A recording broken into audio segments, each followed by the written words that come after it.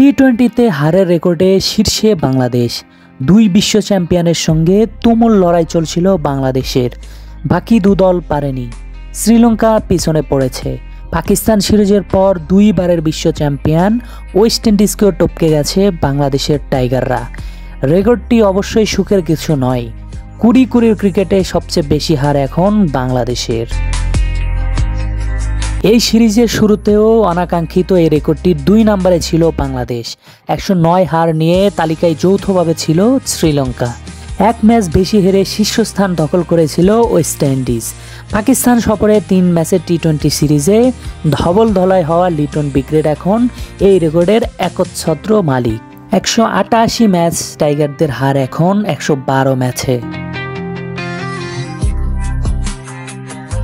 সবচেয়ে বেশি হারের তালিকায় 2 ওয়েস্ট ইন্ডিজ। 216 ম্যাচে ক্যারিবীয়দের হার 110 টি-20তে।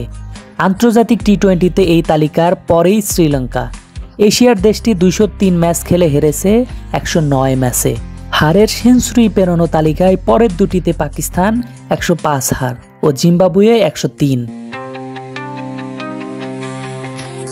অবশ্য এই হারের এই রেকর্ডে টাইগারদের ঝুলিতে আরেকটি রেকর্ডও আছে।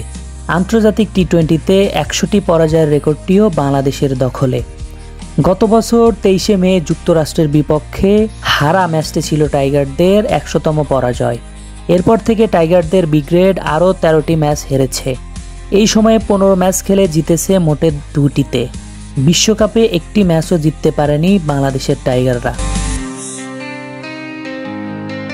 মাঝের সময়ে বাংলাদেশের থেকে সিরিজ ছিনিয়ে নিয়েছে যুক্তরাষ্ট্র, ভারত, সংযুক্ত আরব আমিরাত এবং পাকিস্তান। 2024 সালের মে থেকে আজ পর্যন্ত এই সময়ে 15টি টি-20 ম্যাচ খেলেছে বাংলাদেশ। তার মধ্যে মাত্র 2টি ম্যাচে জিতেছে বাংলাদেশ।